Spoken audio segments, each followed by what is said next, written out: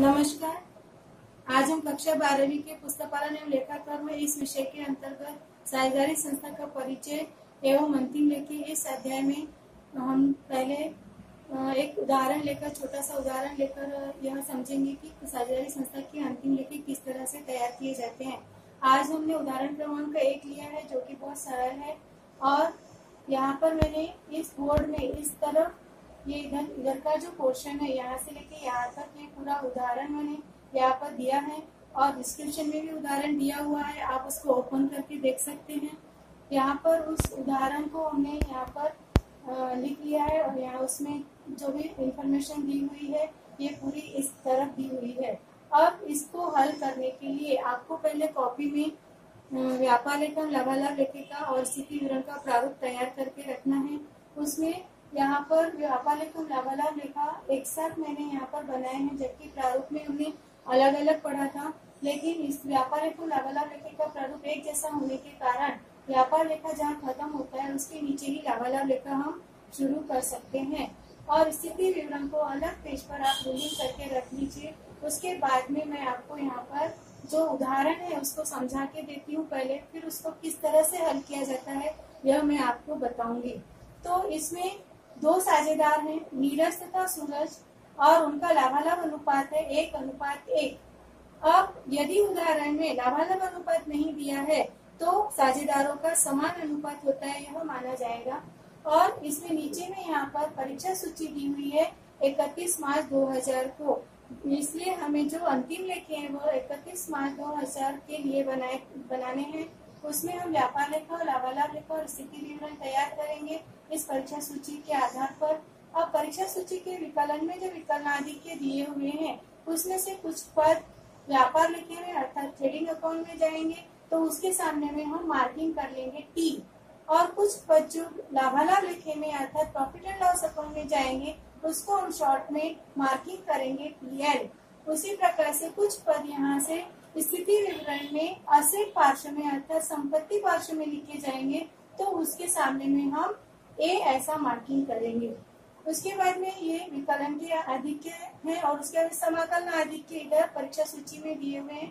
तो यहाँ पर जो पूंजी लेखे दिए हुए हैं यह स्थिति विवरण के देयता पार्श्व में दर्शाए जाते हैं, इसीलिए इसको L यह मार्किंग करेंगे।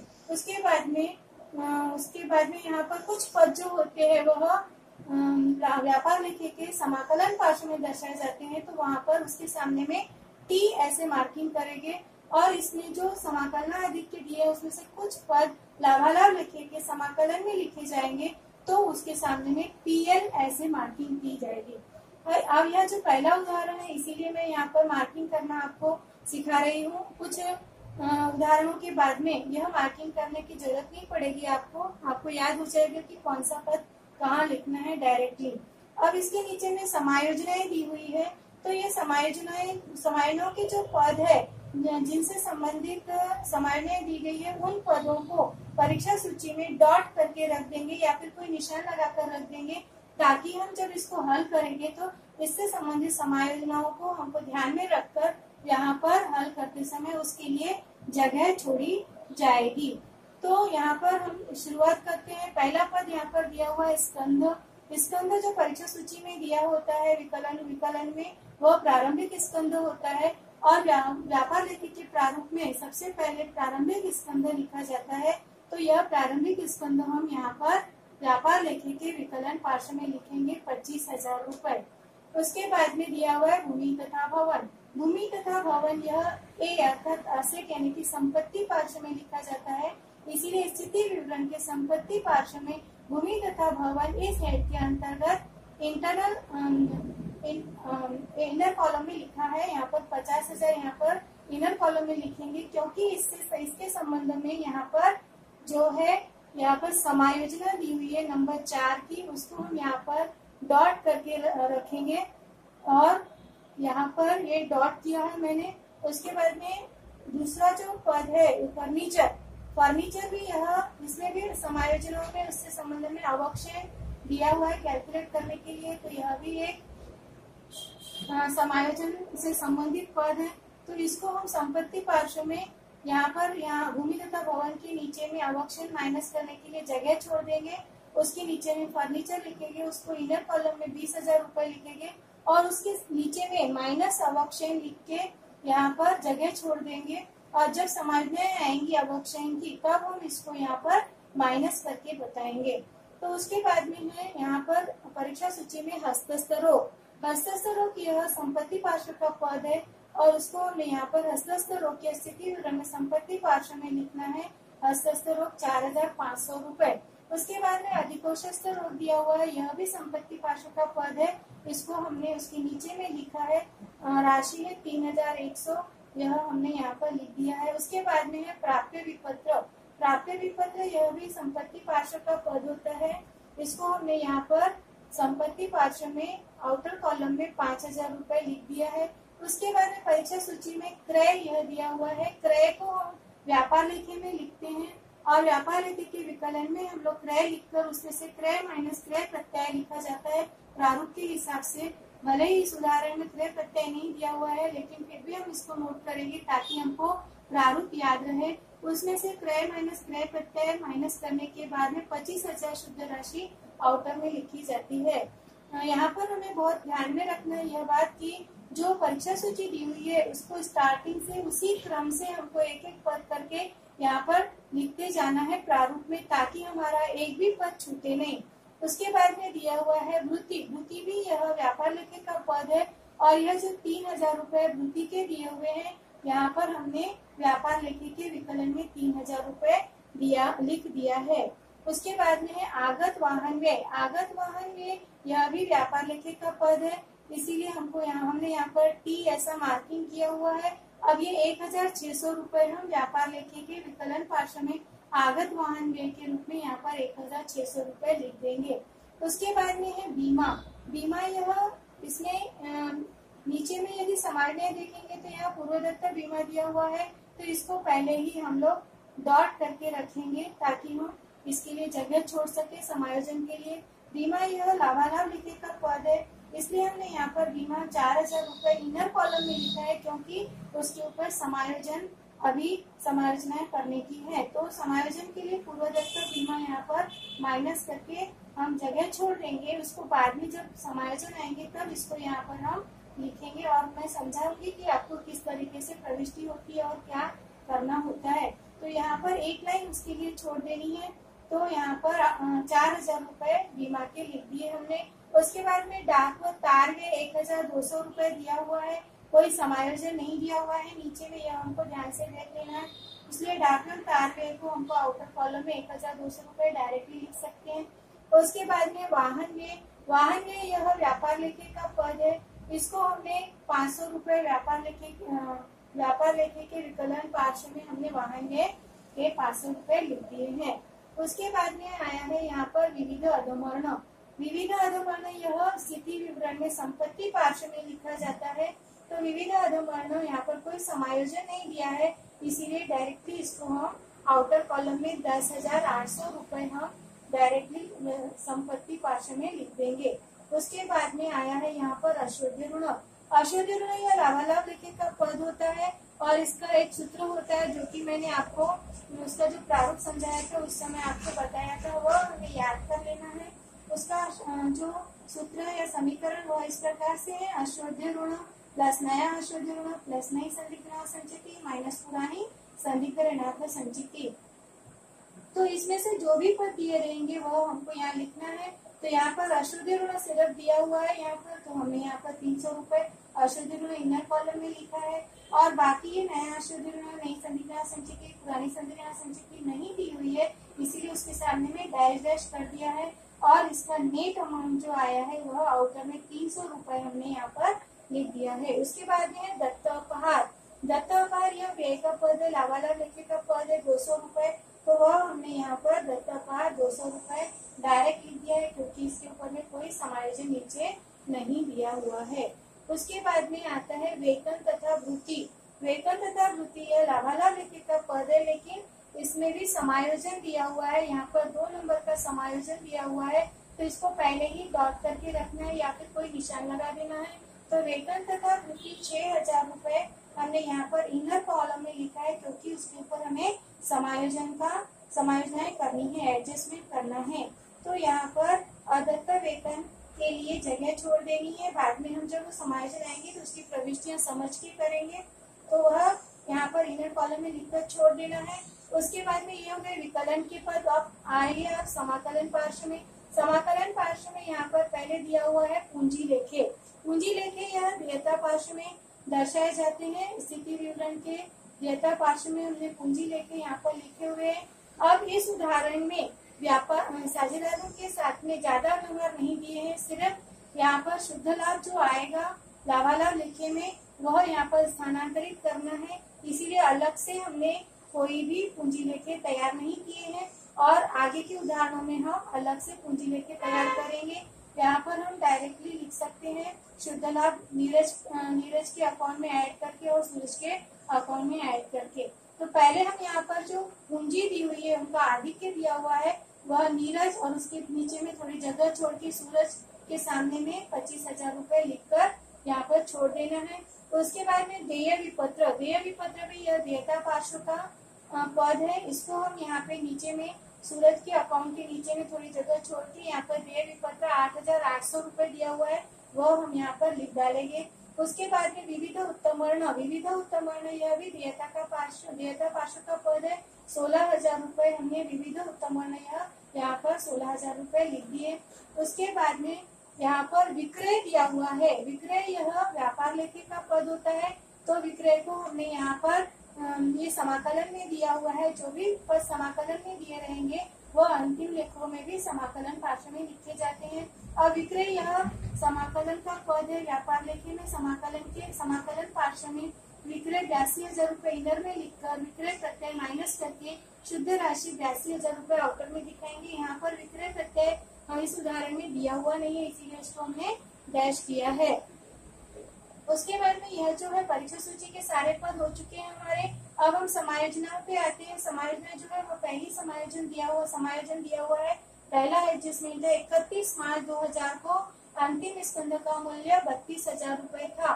तो जो समायोजनाएं दी रहती है, जैसा कि मैंने आपको पहले बताया है और कक्षा 11वीं में भी हम पढ़ चुके हैं, तो जो समायोजनाएं दी होती है उसकी दो जगह प्रविष्टि की जाती है, एक विकलन में और एक समाकलन में। तो यहाँ पर 31 मार्च 2000 को अंतिम स्कंद 32,000 रुपए दिया हुआ है, तो यह दो जगह आता है।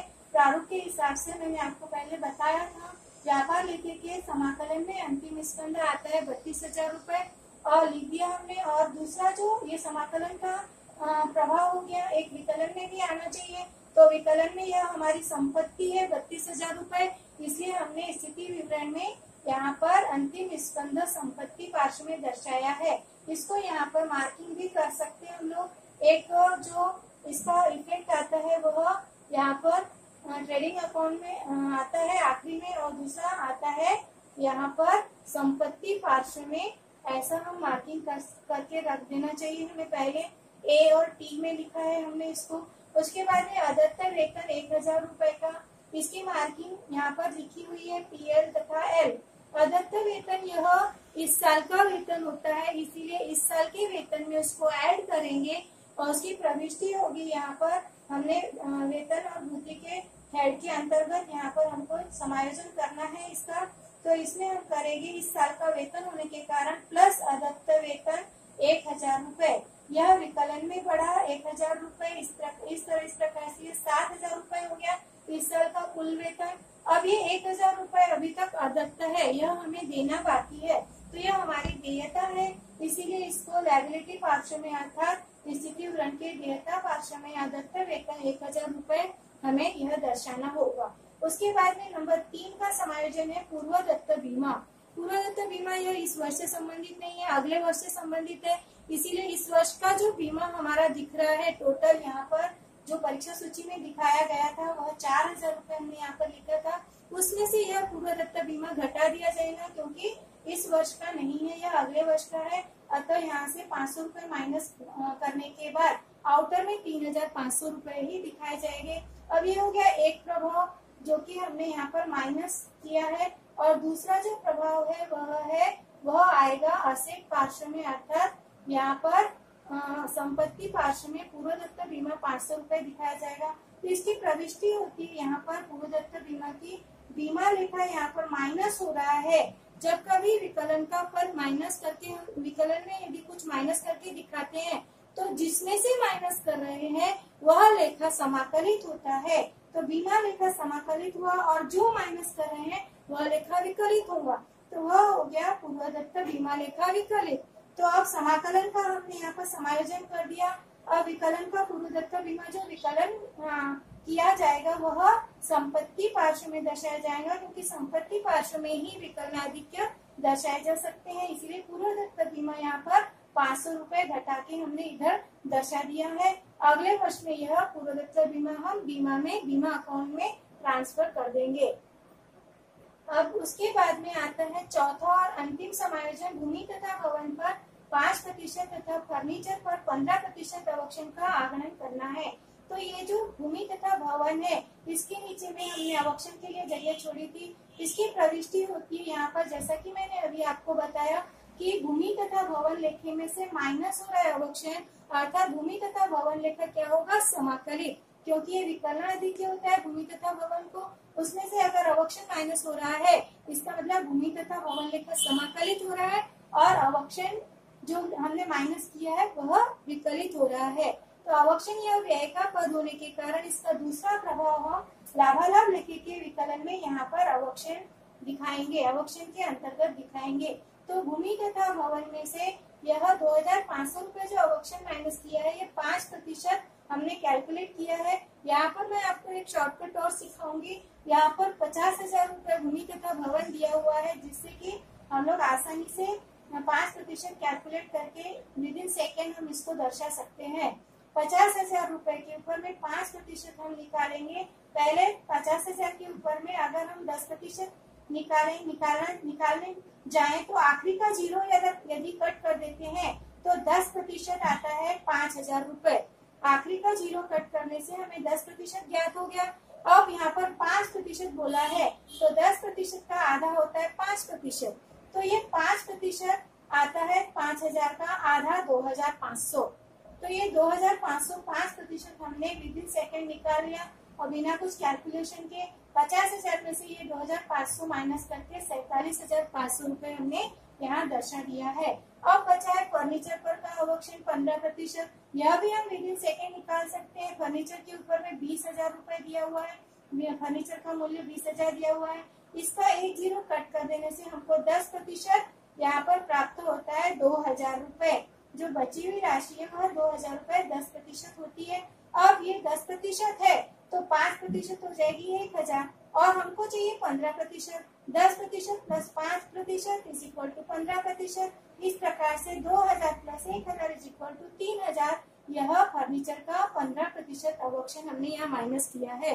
अब ये दोनों भी हमने माइनस कर दिए भूमि तथा भवन में से और फर्नीचर में से। ये दोनों राशियां हमें लाभालाभ लेखे के विकलन में दिखानी पड़ेंगी, क्योंकि अवक्षण यह व्यय है और प्रविष्टि के हिसाब से भी यह समाकलन का प्रभाव हुआ है। अभी तक हमारा दूसरा प्रभाव विकलन में दर्शाना है व्यय के रूप में, जो कि हम व्यय के रूप में दर्शाएंगे वो आता है लाभालाभ लेखे के विकलन में। अवक्षण इस हेड के अंतर्गत हमने भूमि तथा भवन 2,500 रुपए यहाँ पर दर्शाया है और फर्नीचर पर का अवक्षण 3,000 रुपए यहाँ पर हमने दर्शा दिया है।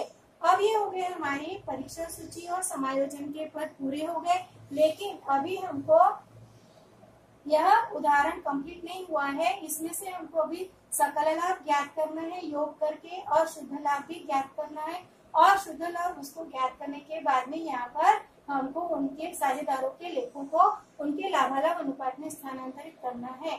तो अब हम यहाँ पर पहले देखेंगे व्यापार लेखे में समाकलन पार्श्व की ज्यादा टोटल आ रही है। हमें देखने से ऑब्जर्वेशन से ही पता चल जाता है कि समाकलन पार्श्व की टोटल ज्यादा आ रही है, अतः इसमें से सकल लाभ निकलेगा।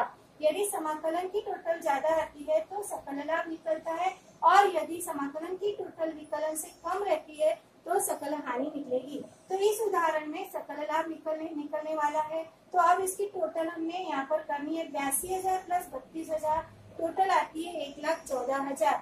अब विकलन की टोटल करने पर हमें यहाँ की टोटल हमारी आती है प्रारंभिक स्कंध 25,000 प्लस 25,000 क्रय के हो गए 50,000 प्लस द्वितीय के 3 53,000 आगत वाहन व्यय के 1,600 54,600 54,600 प्लस 500 आते हैं 55,100। ऐसी कुल टोटल विकलन की आती है 55,100। यह हम 1,14,000 में से माइनस कर देंगे तो वह आता है 58,900। यह है हमारा इस वर्ष का सकल लाभ। यह सकल लाभ हम स्थानांतरित कर देंगे लाभालाभ लेखे के समाकलन पार्श्व में। जैसा कि हमने प्रारूप को समझा था उसके हिसाब से हम यहाँ पर लाभालाभ लेखे को स्थानांतरित कर देंगे। यहाँ पर 58,900 और यहाँ पर हमारा ये जो यहाँ पे हमने देखा था प्राप्त अपहार 400 रुपए, यहाँ पर हमने लिखा था जो समाकलन पार्श्व में दिया हुआ था आय का पद होने के कारण यहाँ पर हमने इसको 400 रुपए यहाँ पर प्राप्त अपहार के लिखे थे। अब इसकी टोटल हम करेंगे तो कुल टोटल आती है 59,300। 58,900 प्लस 400 59,300। अब हम विकलन की टोटल करेंगे। विकलन की टोटल यहाँ पर आती है बीमा का शुद्ध मूल्य जो आया था वह 3,500 रुपए। 3,500 plus 1,200 plus 300 plus 200 plus 7,000 plus 2,500 plus 3,000, ऐसे इसकी कुल टोटल आती है 17,700। यह 17,700 59,300 समाकलन की जो टोटल आई थी उसमें से घटा देने के बाद में बचता है शुद्ध लाभ आता है 41,600। 41,600 यह हमने शुद्ध लाभ आउटर कॉलम में लिखा है, लेकिन इनर कॉलम में उसको हमको जो साझेदारों का लाभालाभ अनुपात यहाँ दिया हुआ था समान अनुपात में, तो यह 41,600 हमको इक्वली दोनों में बांट देना है। तो आधा आधा इसका आता है 20,800 और 20,800।